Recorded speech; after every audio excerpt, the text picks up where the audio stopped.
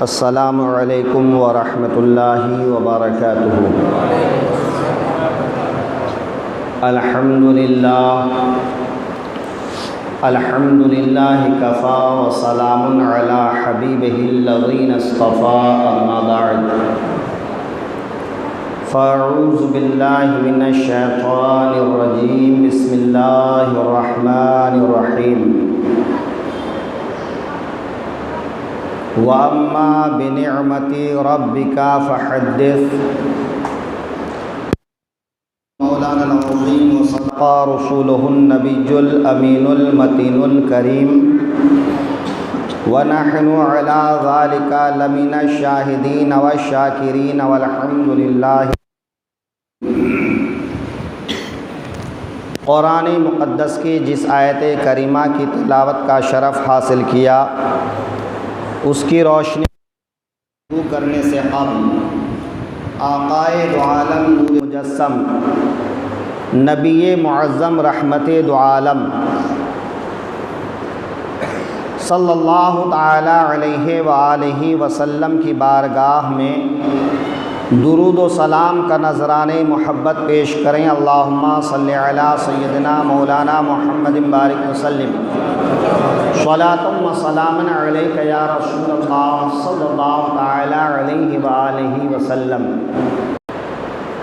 بسد انداز اکتائی بغایت شان زیبائی، بسد انداز اکتائی بغایت شان زیبائی، امی بن کر امانت آمنہ کی گود میں آئی، امی بن کر امانت آمنہ کی گود میں آئی، اور تیرے آنے سے رونق آ گئی گلزار ہستی میں، تیرے آنے سے رونق آ گئی گلزار ہستی میں، شریک حال قسمت ہو گیا پھر فضل ربانی، شریک حال قسمت ہو گیا پھر فضل ربانی۔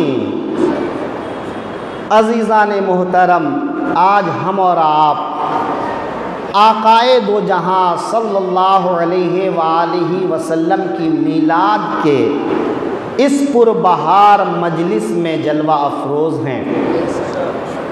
آقائے دو عالم صلی اللہ تعالی علیہ وسلم اللہ کی تمام نعمتوں میں سب سے بڑی نعمت ہیں۔ اللہ نے ایک انسان کو سر سے لے کر پیر تک بے شمار نعمتیں عطا فرمایا۔ آسمان کے نیچے، زمین کے اوپر بے شمار نعمتیں عطا فرمایا۔ اللہ تعالیٰ نے انسان کو تمام ترین نعمتیں عطا فرمایا، جن نعمتوں کو اگر ہم گننا چاہیں، شمار کرنا چاہیں، تو ہم نہ اسے گن سکتے ہیں نہ انہیں شمار کر سکتے ہیں۔ کیا آپ بتا سکتے ہیں کہ آپ کے جسم میں کتنی ہڈیاں ہیں، کتنے جوڑ ہیں، کتنے رگ ہیں، اور ان رگوں میں سے کس کس رگ سے خون کا دوران ہے؟ آپ کے دل کے اندر کتنے نس ہیں، آپ کے دماغ کے اندر کتنی طاقت ہے؟ کیا آپ گن سکتے ہیں؟ نہیں گن سکتے۔ اللہ نے زبان میں بولنے کی طاقت، آنکھوں میں دیکھنے کی طاقت، دماغ میں سوچنے کی طاقت، ہاتھ پاؤں میں چلنے اور کسی کام کو کرنے کی طاقت جو عطا فرمایا ہے، کیا ہم ان نعمتوں کا شکریہ ادا کر سکتے ہیں؟ یقیناً اگر ہم اپنی پوری زندگی ان چیزوں کے شکرانے کے لیے لگا دیں، تب بھی ہم اللہ کا شکر ادا نہیں کر سکتے ہیں۔ لیکن اس کے باوجود اللہ نے آپ کو ایک انسان بنایا، انسانوں میں ایک مسلمان بنایا، مسلمانوں میں آپ کو اپنے حبیب کا غلام بنایا، اپنے حبیب کے غلاموں میں آپ کو اپنے حبیب کی محفل میں بیٹھنے والا بنایا۔ یہ اللہ کا کتنا بڑا انعام ہے، یہ اللہ کی کتنی بڑی نعمت ہے۔ اللہ فرماتا ہے اے لوگو وَأَمَّا بِنِعْمَتِ رَبِّكَ فَحَدِّثْ، میری نعمتوں کا چرچا کرو، میری نعمتوں کا ذکر کرو، میری نعمتوں کو یاد کرو۔ وَاذْكُرْ نِعْمَتِيَ الَّتِي أَنْعَمْتُ عَلَيْكُمْ، میری ان نعمتوں کا ذکر کرو جو نعمتیں میں نے تم کو عطا کیا ہے۔ قُلْ بِفَضْلِ اللَّهِ وَبِرَحْمَتِهِ فَبِذَلِكَ فَلْيَفْرَحُوا، اللہ فرماتا ہے کہو اللہ کے فضل سے، اس کی رحمت سے جو نعمتیں ملی ہیں ان نعمتوں پر خوشیاں مناؤ، ان نعمتوں کو یاد کرو، ان نعمتوں کا تذکرہ کرو، ان نعمتوں کو ایک دوسرے کے سامنے بیان کرو۔ جب تم ان نعمتوں کا ذکر کرو گے تو نعمت ادا کرنے کی محبت دل میں پیدا ہوگی، اور جب اس کی محبت دل میں پیدا ہوگی تو تم اس کے لیے اپنے آپ کو عبادت میں لگاؤ گے، اور جب تم اس کی عبادت میں لگ جاؤ گے تو وہ تم سے راضی ہو جائے گا اور تم اس سے راضی ہو جاؤ گے۔ یہ تو عام نعمتوں کی بات ہے، لیکن سب سے بڑی نعمت اللہ نے جو ہم سب کو عطا فرمایا، آنکھیں دی، لیکن اللہ نے نہیں کہا تم پر میرا احسان ہے کہ تم کو آنکھ والا بنایا۔ زبان دیا لیکن نہیں فرمایا کہ زبان میں بولنے کی طاقت دی تو تم پر میرا احسان ہے۔ الغرض اسی طرح جتنی بھی نعمتیں اللہ نے عطا فرمایا ہے ان تمام نعمتوں پر اللہ نے کبھی احسان نہیں فرمایا، لیکن ایک ایسی نعمت عطا فرمایا جس نعمت کو یاد دلا کر میرا رب ارشاد فرما رہا ہے لَقَدْ مَنَّ اللَّهُ عَلَى الْمُؤْمِنِينَ إِذْ بَعَثَ فِيهِمْ رَسُولًا۔ اے ایمان والو سنو سنو، جب اللہ نے ایمان والوں کو اپنا رسول عطا فرمایا، اپنا محبوب عطا فرمایا، اپنا حبیب عطا فرمایا، محمد الرسول اللہ کو عطا فرمایا، تو اللہ نے تم سب پر اپنا احسان جتلایا۔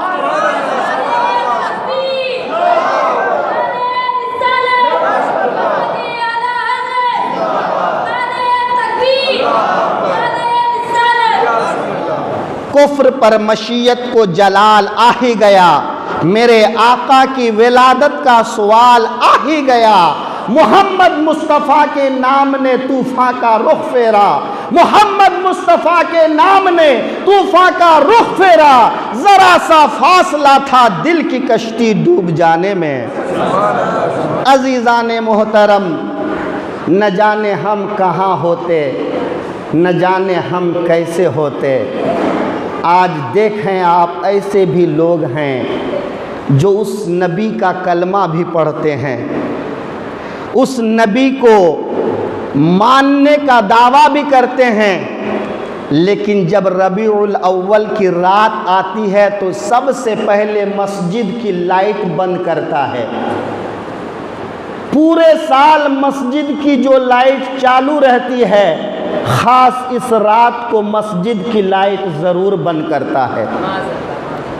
اپنے گھر کے باہر کی لائٹ اگر پورا سال جلا کے رکھتا ہے تو آج اس رات کو اس لائٹ کو ضرور بند کر دیتا ہے۔ یہ نصیب کی بات ہے۔ اللہ فرماتا ہے اے لوگو، میں نے اپنا محبوب عطا کیا تو میرے محبوب کے عطا کرنے کو یاد کرو، اس پر خوشیاں مناؤ۔ ان کا احسان مانتے ہوئے ان کو یاد کرو، ان کو اپنے دل میں بساؤ، ان کا تذکرہ کرو، ان کے بارے میں اپنی بیوی کو بتاؤ، ان کے بارے میں اپنے بچوں کو بتاؤ، ان کے بارے میں اپنے دوستوں کو بتاؤ، ان کے بارے میں اپنے چاہنے والوں کو بتاؤ۔ اگر آپ کو کوئی ایک تحفہ دے دیتا ہے تو آپ خوش ہو جاتے ہیں اور اپنے دوستوں کو دکھاتے ہیں، دیکھو آج میرے ابا نے یہ تحفہ دیا ہے، آج میری اماں نے یہ تحفہ دیا ہے، آج میرے فلاں دوست نے مجھے یہ تحفہ دیا ہے۔ آپ اپنے چاہنے والوں کو اپنا تحفہ دکھاتے ہیں، اس تحفے کی تعریف کرتے ہیں۔ اللہ نے اتنا بڑا تحفہ عطا فرمایا اور ارشاد فرمایا، اے لوگو میرا تحفہ انمول ہے، میرا تحفہ بیش قیمت ہے، میرا تحفہ انمنت ہے، میرا تحفہ وہ ہے جس کے بارے میں نے صرف تم کو نہیں انبیاء و رسول کو بھی یاد کرنے کو کہا ہے، خوشیاں منانے کو کہا ہے، دلوں میں بسانے کو کہا ہے، ان کا ذکر کرنے کو کہا ہے، ان پر درود بھیجنے کو کہا ہے۔ اللہ رب العزت نے حضرت موسیٰ کے ساتھ کلام فرمایا، اسی لیے ان کو کلیم اللہ کہتے ہیں۔ اللہ کے کلیم نے اللہ سے عرض کیا، پروردگار تو نے مجھے نبی بنایا، تو نے مجھے رسول بنایا، تو نے مجھ سے کلام کر کے مجھے اپنا کلیم بنایا، بڑا قریب کیا، بڑی عزت عطا کی۔ اے اللہ کیا مجھ سے بھی زیادہ کسی کو یہ عزت ملی ہے؟ کیا مجھ سے بھی زیادہ انعام تو نے کسی پر کیا ہے؟ تو میرا رب ارشاد فرماتا ہے، موسیٰ آپ کو جو دیا گیا اس پر شکر ادا کیجئے اور میرے محبوب پر درود پاک پڑھا کیجئے، میرے محبوب پر درود پاک پڑھا کیجئے۔ تو حضرت موسیٰ عرض کرتے ہیں، پروردگار آخر وہ تیرا محبوب کون ہے جس پر تو درود بھیجنے کو کہتا ہے؟ تو اللہ رب العزت ارشاد فرماتا ہے، جس کو میرے آقا کی حدیث میں بیان کیا گیا ہے، فرماتا ہے، اے موسیٰ اگر اس محبوب کو پیدا کرنا نہ ہوتا تو یاد رکھو نہ یہ زمین و آسمان بناتا، نہ تجھے پیدا کرتا، نہ کائنات کو پیدا کرتا۔ اے موسیٰ یہ سب کچھ جو میں نے پیدا کیا ہے تو اسی محبوب کی خاطر پیدا کیا ہے، اسی حبیب کی خاطر پیدا کیا ہے، اسی نبی کی خاطر پیدا کیا ہے، اسی رسول کی خاطر پیدا کیا ہے، محمد مصطفیٰ کی خاطر پیدا کیا ہے۔ اسی لیے میرے اعلیٰ حضرت فرماتے ہیں، وہ جو نہ تھے تو کچھ نہ تھا، وہ جو نہ ہو تو کچھ نہ ہو، جان ہے وہ جہان کی، جان ہے تو جہان ہے۔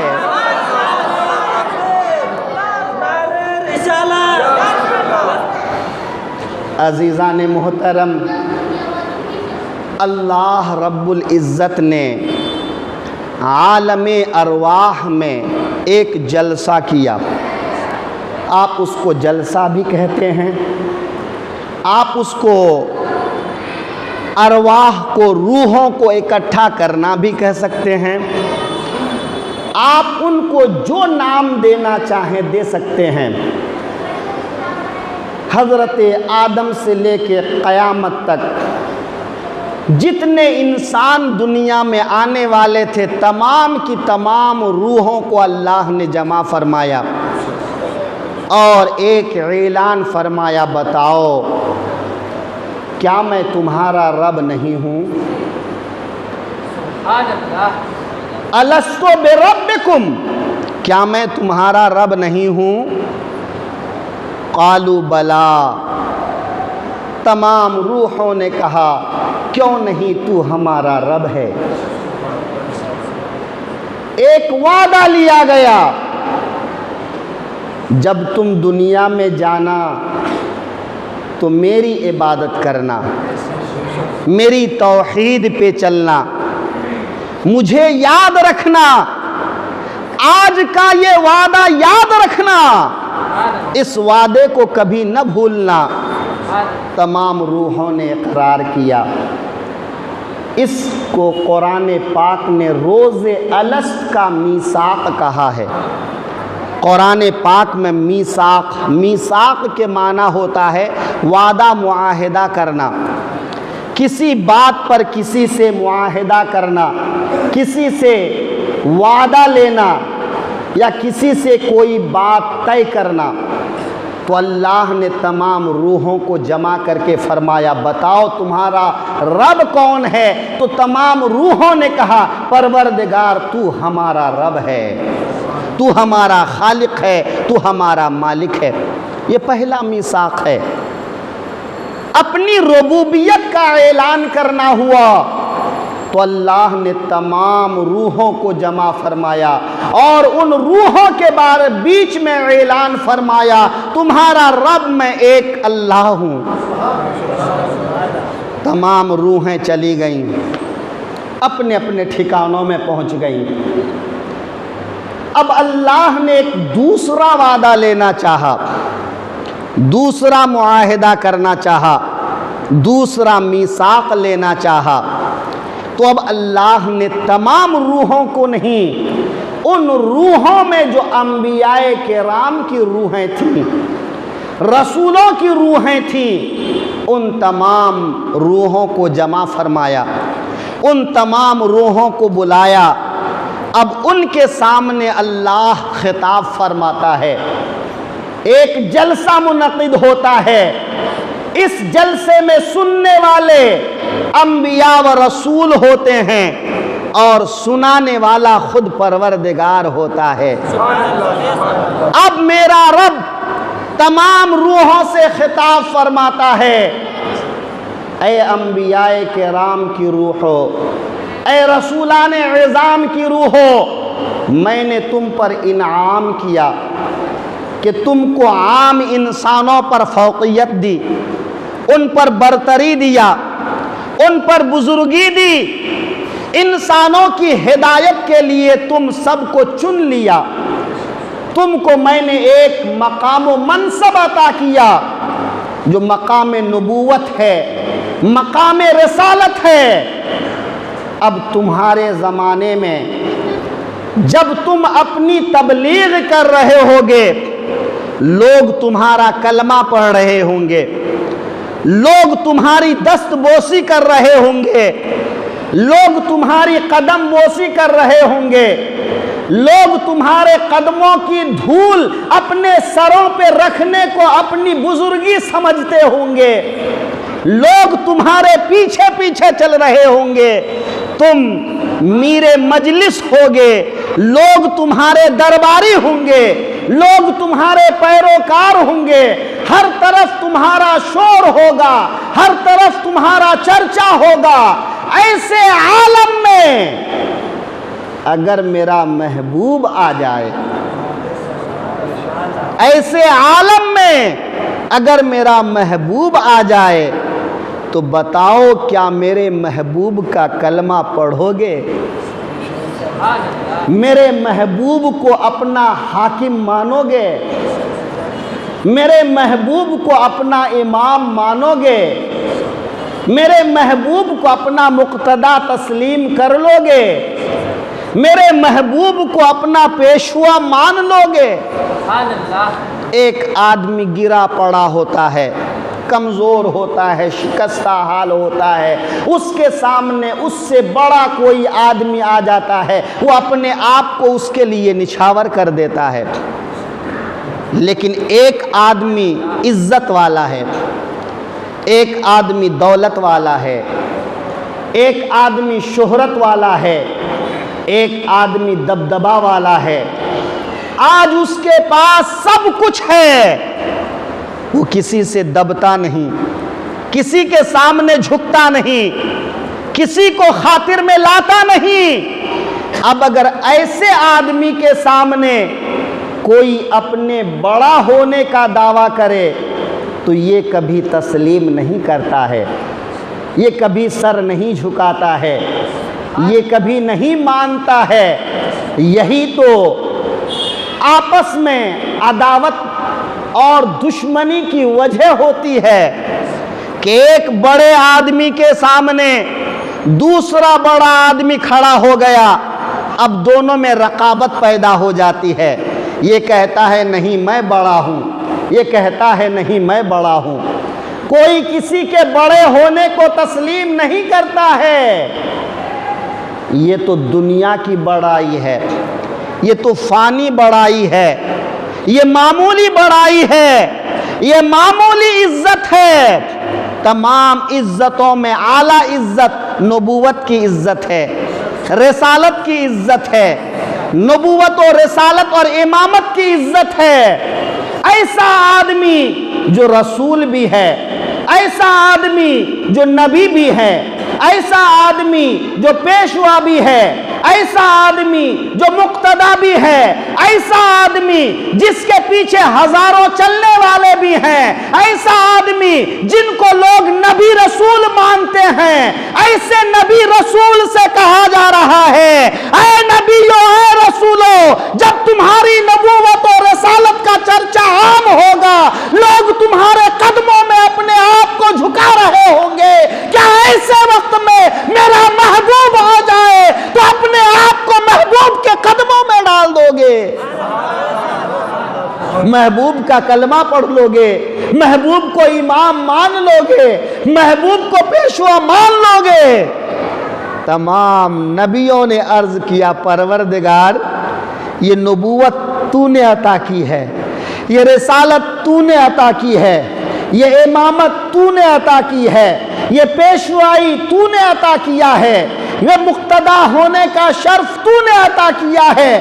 اب اگر تو کہتا ہے کہ ہم سے بھی بڑا کوئی نبی ہے، ہم سے بھی بڑا کوئی رسول ہے، ہم سے بھی بڑا تیری بارگاہ میں عزت والا ہے، کوئی تیرا محبوب ہے، اور تو اس محبوب کو ماننے کی بات کرتا ہے، اس محبوب کے سامنے جھکنے کی بات کرتا ہے، اس کا کلمہ پڑھنے کی بات کرتا ہے، تو اے پروردگار عالم جب ہم نے تجھے مانا ہے تو ہم نے تیری ساری باتوں کو مانا ہے، جب ہم نے تیری باتوں کو مانا ہے تو ہم نے تیرے محبوب کو بھی مانا ہے۔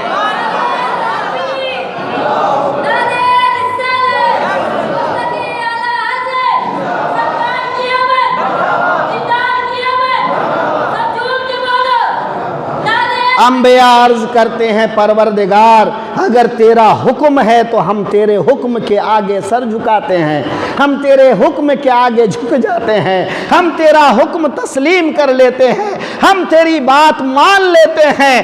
الہ العالمین اگر تیرا یہی حکم ہے تو ہم سب کا وعدہ ہے کہ ہم سب نے تیری بات کو تسلیم کیا ہے۔ اگر ہمارے زمانے میں وہ مصدق رسول آ جائے، وہ نبی دو عالم آ جائے، وہ امام الانبیاء آ جائے، وہ امام الرسول آ جائے تو ہم اس رسول کی پیروی کر لیں گے، ہم ان کا کلمہ پڑھ لیں گے۔ اللہ تعالیٰ نے وعدہ لیا کن لوگوں سے؟ انبیاء سے، رسولوں سے۔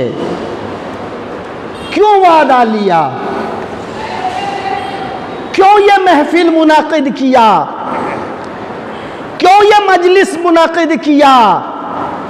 تاکہ تمام نبیوں کو معلوم ہو جائے، تمام رسولوں کو معلوم ہو جائے کہ رسول تو بہت ہیں، نبی تو بہت ہیں، لیکن نبیوں کا امام ایک ہے، رسولوں کا امام ایک ہے۔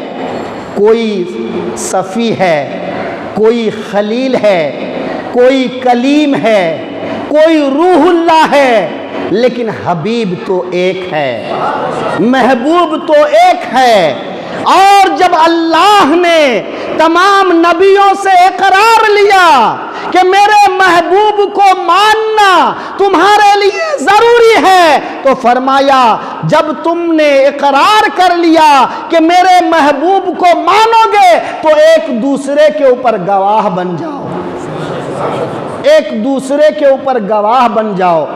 ऐ आदम तुम शीश पर गवाह बन जाओ, ऐ शीश तुम औरों पर गवाह बन जाओ, ऐ इब्राहिम तुम और के लिए गवाह बन जाओ, ऐ मूसा तुम किसी और के लिए गवाह बन जाओ। यानी तमाम अंबियाए किराम को इस बात पर कि महबूबे दो आलम को वो मानेंगे, वो गवाह बन जाते हैं। और मेरा रब आखिर में इरशाद फरमाता है जब तुम आपस में एक दूसरे के गवाह बन गए तो इस बात के गवाह बन जाओ कि मैं तुम सब के इकरार पर गवाह बनता हूं। सरकार की आमद, दिलदार की आमद, देखो मेरे नबी का शान, अजीज मेरे नबी का शान। सुभान अल्लाह, सुभान अल्लाह। नारे रिसालत। आकाए दो आलम सल्लल्लाहु अलैहि वसल्लम को मनवा रहा है, किन लोगों से मनवा रहा है? रसूलों से मनवा रहा है, नबियों से मनवा रहा है। यानी दुनिया को पता चल जाए जब मूसा मानते हैं तो मूसा के मानने वालों को मानना ज़रूरी है, जब ईसा मानते हैं तो ईसा के मानने वालों को मानना ज़रूरी है, जब इब्राहिम मानते हैं तो इब्राहिम के मानने वालों को मानना ज़रूरी है, जब नूह मानते हैं तो नूह के मानने वालों को मानना ज़रूरी है, जब आदम मानते हैं तो आदम के मानने वालों के लिए उस महबूब को मानना ज़रूरी है। अल्लाह ने दूसरा मीसाक लिया, दूसरा मुआहिदा लिया, और उस मुआहिदे की पास और लिहाज अंबिया ने कैसे रखा? हज़रत इब्राहीम ने खाने काबा को तामीर किया, खाने काबा को बनाया। जब खाने काबा बन गया, खाने काबा तामीर हो गया, तो हज़रत इब्राहीम हाथ उठाते हैं, रब्बना वबअथ फीहिम रसूलन मिनहुम। ऐ अल्लाह, तेरा घर मैंने बना दिया, लेकिन इस घर के आबाद करने वालों को, इस घर को आबाद करने वाले रसूल को तू अब भेज दे, तू अब भेज दे। किसको भेज दे? मुफस्सिरीन किराम फरमाते हैं रब्बना वबअथ फीहिम रसूलन मिनहुम, मैं जिस रसूल को भेजने के लिए हजरत इब्राहीम रब से दुआ मांगते हैं, ये उसी रसूल को भेजने की बात हो रही है जिस रसूल के ऊपर ईमान लाने के लिए हजरत इब्राहीम ने रोज़े अज़ल में अल्लाह से वादा किया है। जिस दिन अल्लाह ने वादा लिया था, ऐ इब्राहीम तुम भी मानोगे, ऐ इस्माइल तुम भी मानोगे, ऐ मूसा तुम भी मानोगे, ऐ ईसा तुम भी मानोगे, सब के सब मानोगे। तो अब हजरत आदम आते हैं, हजरत नूह आते हैं, हजरत इब्राहीम आते हैं, हजरत मूसा आते हैं, हजरत ईसा आते हैं, तो हर एक ऐलान करते हैं, ऐ मेरे कलमा पढ़ने वालों, अगर मेरे ज़माने में या मेरे ज़माने के बाद वो आखिरी पैगंबर आ जाए तो उसका कलमा पढ़ लेना, उस पर ईमान ले आना, उसकी बातें मान लेना, उसके कहे पे चल देना, उनके पीछे हो लेना। जब आखिरी पैगंबर की बात आती है, हजरत ईसा अलैहिस्सलाम जब अल्लाह की बारगाह में हाजिरी देते हैं, दुनिया वालों को छोड़ते हैं, अपने हवारियों کو چھوڑتے ہیں تو اپنے حواریوں سے کہتے ہیں سنو سنو، مجھے جس رسول کا انتظار تھا، مجھے جس نبی کا انتظار تھا، جس آخر انبیاء کا انتظار تھا، جس ختم المرسلین کا انتظار تھا، وہ میرے زمانے میں تو نہیں آیا، لیکن یاد رکھنا میں تم کو بتائے دیتا ہوں وہ آنے والا ضرور آئے گا، خاتم النبیین ضرور آئے گا، خاتم المرسلین ضرور آئے گا، وہ طٰہٰ و یاسین ضرور آئے گا، وہ محمد مصطفیٰ ضرور آئے گا۔ اے لوگوں سنو، میں جاتے جاتے تم کو ان کی پہچان کرا دیتا ہوں، ان کا نام بتا دیتا ہوں، ان کے بارے میں بتا دیتا ہوں۔ قرآن پاک میں اللہ اعلان فرماتا ہے، حضرت عیسیٰ عرض کرتے ہیں وَمُبَشِّرًا بِرَسُولٍ يَأْتِي مِن بَعْدِهِ اسْمُهُ احمد، اے میرے حواریوں سنو، میرے بعد اب جو نبی آئے گا اس کے بارے میں تمہیں خوشخبری دیتا ہوں، اس کا نام احمد ہوگا۔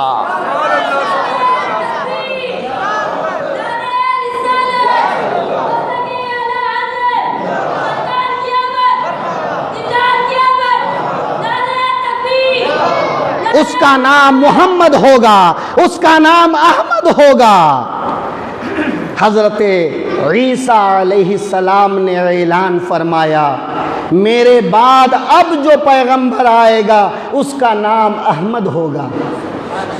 عزیزان محترم، 12 انبیاء کرام ایسے گزرے جنہوں نے تمنا کی، جنہوں نے دعائیں مانگی، پروردگار نبی آخر الزماں کا امتی ہونے کا مقام عطا فرما دے، محمد الرسول اللہ کا غلام ہونے کا شرف عطا فرما دے۔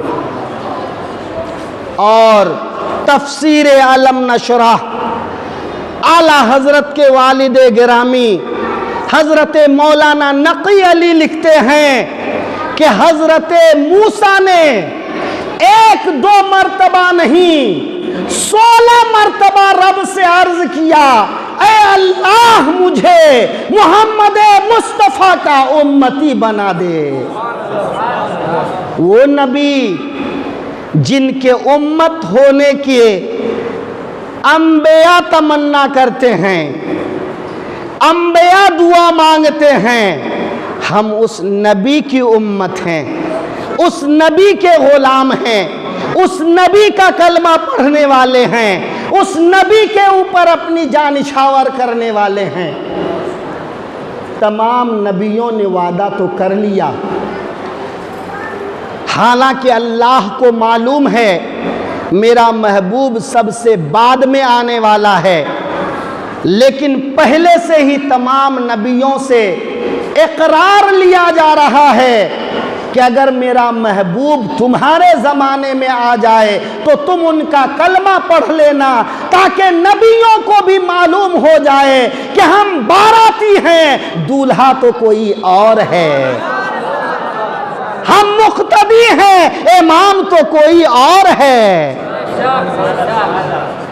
تمام مقتدیوں سے اقرار لیا گیا۔ اب میرے آقا تشریف لے آئے، اللہ کے دیدار کے لیے جانے لگے تو مسجد اقصیٰ سے ہو کر گزرے۔ جب مسجد اقصیٰ پہنچے تو تمام انبیاء مسجد اقصیٰ میں صف باندھے کھڑے ہیں، صف باندھے کھڑے ہیں۔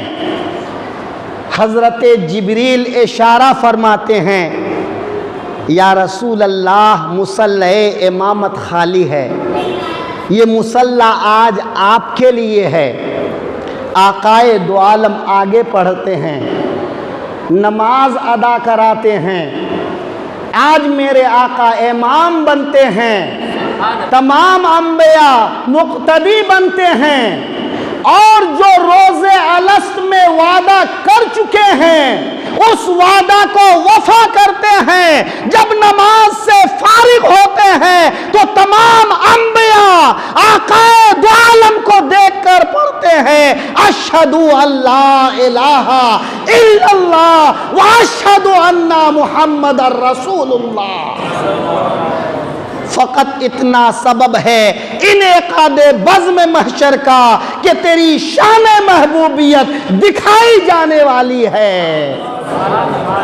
عزیزان محترم، یہاں بس ایک بات عرض کروں گا۔ آج ہم نبی کی میلاد کرنے بیٹھے ہیں۔ میلاد کس کو کہتے ہیں؟ میلاد کا مطلب کیا ہوتا ہے؟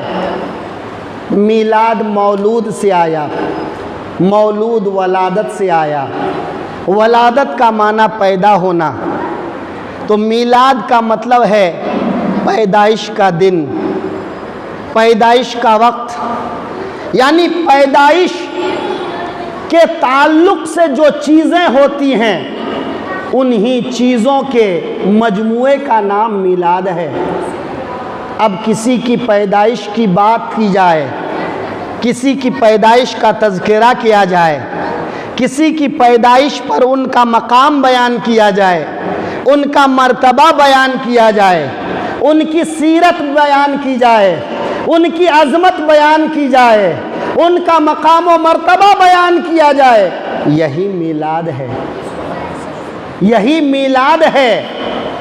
یعنی جب کسی کی پیدائش کے بارے میں بات کرنا، اس کی میلاد بیان کرنا ہے، تو آج ہم اپنے محبوب کی آمد کی بات کرتے ہیں، تو آج ہم میلاد منا رہے ہیں، لیکن یہ میلاد روز الست بھی ہو چکا ہے، یہ میلاد روز الست بھی ہو چکا ہے۔ جب اللہ نے تمام انبیاء کی روحوں کو جمع کیا تو یہ مجلس کس لیے تھی؟ یہ مجمع کس لیے تھا؟ یہ کس بات کا اعلان کرنا چاہتا ہے؟ کس کا تذکرہ کرنا چاہتا ہے؟ کس کی عظمت بتانا چاہتا ہے؟ کس کی رفعت بتانا چاہتا ہے؟ کس کی خصوصیت بتانا چاہتا ہے؟ تو اللہ فرماتا ہے لوگو، یہی میلاد تو میں کرنا چاہتا ہوں، میرا محبوب آنے والا ہے، میرا رسول آنے والا ہے، میرا حبیب آنے والا ہے، میرا آخری پیغمبر آنے والا ہے، میں جس پر قرآن اتاروں گا وہ آنے والا ہے، جسے معراج میں بلاؤں گا وہ آنے والا ہے، جسے دنا فتد اللہ کا مقام عطا کروں گا وہ آنے والا ہے، جس کے ہاتھوں میں زمین کے خزانے کی کنجیاں دے دوں گا وہ آنے والا ہے، جو زمین و آسمان کا رسول ہوگا وہ آنے والا ہے، جو تمام نبیوں کا رسول ہوگا وہ آنے والا ہے، جو تمام رسولوں کا رسول ہوگا وہ آنے والا ہے، جو کائنات کا مالک و مختار ہے وہ آنے والا ہے۔ اللہ میرے حبیب کی، میرے محبوب کی میلاد بیان فرما رہا ہے۔ اے نبیو، اگر تمہارے زمانے میں آ جائے تو کلمہ پڑھ لینا، اور تمہارے زمانے میں نہ آئے تو اپنے کلمہ پڑھنے والوں سے بتا جانا ان کے ناک نقشہ کیسے ہوں گے، ان کی صورت کیسی ہوگی، ان کا جمال کیسا ہوگا، ان کا کمال کیسا ہوگا، ان کا حلیہ کیسا ہوگا، ان کی عظمت کیسی ہوگی، ان کی پہچان کیسی ہوگی۔ تو اللہ تبارک و تعالیٰ نے اپنے محبوب کے خد و خال کو، عظمت و رفعت کو جس دن بیان فرمایا وہ میلاد مصطفیٰ کا دن تھا، وہ میلاد النبی کا دن تھا۔ وہ یہ میلاد اگر بدعت ہوتی، یہ میلاد اگر نئی چیز ہوتی، یہ میلاد اگر کوئی عجوبہ ہوتا تو اللہ نہ فرماتا نا۔ آج جو لوگ سنیوں کو بدعتی کہتے ہیں اس لیے کہ وہ میلاد کرتے ہیں، ذرا بتاؤ اگر سنی اپنے نبی کے ذکر کرنے کی وجہ سے، ان کی آمد کا تذکرہ کرنے کی وجہ سے، ان کی عظمتوں کا تذکرہ کرنے کی وجہ سے بدعتی ہے، تو جس رب پر تم ایمان لانے کا دعویٰ کرتے ہو وہ رب العالمین جو روز الست میلاد کر رہا ہے، اس رب العالمین کے بارے میں کیا کہو گے؟ اگر نبی کا ذکر کرنا بدعت ہے تو پھر اللہ جو نبی کی عظمت بیان کر رہا ہے، نبی کا میلاد کر رہا ہے، نبی کا تذکرہ کرتا ہے، پھر اس پر تمہارا فتویٰ کیا ہوگا؟ ذرا سوچئے تو صحیح۔ اس لیے ہم کہتے ہیں الوہابیت قوم لا یفقہون، ایک بودی قوم کا نام وہابی ہے، ایک بے وقوف قوم کا نام وہابی ہے، ایک ناسمجھ قوم کا نام وہابی ہے۔ وہابی بولتے ہیں مگر سمجھتے نہیں ہیں، وہ فتوے دیتے ہیں مگر سمجھتے نہیں ہیں کہ ان کے فتوے کی زد میں کون کون آنے والا ہے۔ اگر میرے نبی کی میلاد بدعت ہے تو ذرا اور آئیے، آقائے دو عالم صلی اللہ علیہ وسلم تشریف لے آئے، آقائے دو جہاں تشریف لے آئے، حضرت آمنہ کی گود میں تشریف لے آئے۔ جب حضرت آمنہ کی گود میں میرے آقا تشریف لاتے ہیں تو آقائے دو عالم کی تشریف آوری کا دن پیر کا دن ہے، سوموار کا دن ہے۔ میرے آقا نبوت کا اعلان فرما دیے، صحابہ کرام پر اپنی تبلیغ ظاہر کر دی۔ ایک صحابی کے گھر میرے آقا تشریف لے گئے، صحابی نے آقائے دو عالم کی خدمت میں کھانا پیش کیا۔ یا رسول اللہ، گھر آئے مہمان کو یوں ہی جانے نہیں دیا جاتا ہے، میرے آقا کچھ کھا لیجئے، میرے محبوب کچھ کھا لیجئے۔ میرے آقا فرماتے ہیں میں روزے سے ہوں، میرے آقا فرماتے ہیں میں روزے سے ہوں۔ صحابی عرض کرتے ہیں یا رسول اللہ، آج آپ کا روزہ کیسا؟ آج آپ نے کیوں روزہ رکھا ہے؟ اس روزہ رکھنے کی وجہ کیا ہے؟ تو میرے آقا ارشاد فرماتے ہیں اے میرے صحابی سنو، جس دن میں پیدا ہوا تھا وہ پیر کا دن تھا، اب جب پیر کا دن آتا ہے تو میں روزہ رکھتا ہوں، اپنی پیدائش کے دن روزہ رکھ کر میں اس دن کی یاد کو تازہ رکھتا ہوں، یعنی میری میلاد کو میں خود منا رہا ہوں۔ میلاد منانا بدعت، پیدائش کے دن کو منانا بدعت، تو میرے آقا کے بارے میں کیا کہو گے؟ کیا اس رسول نے بھی بدعت کی روزہ رکھ کر؟ اس رسول نے بدعت کیا اپنی پیدائش کے دن کو یاد رکھ کر، اس دن کو روزہ رکھ کر؟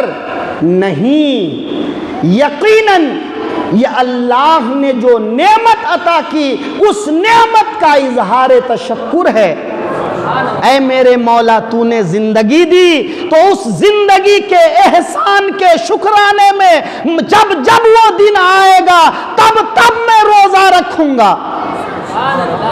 تو یہ میرے آقا کا طریقہ تھا روزہ رکھنا، لیکن کسی چیز کو یاد رکھنے کے لیے کوئی ضروری تو نہیں ہے کہ صرف وہی طریقہ اپنایا جائے، کوئی اور بھی مناسب طریقہ ہو تو اس مناسب طریقے سے بھی اس چیز کو یاد کیا جا سکتا ہے، اس چیز کو منایا جا سکتا ہے، اس چیز کو یاد رکھا جا سکتا ہے۔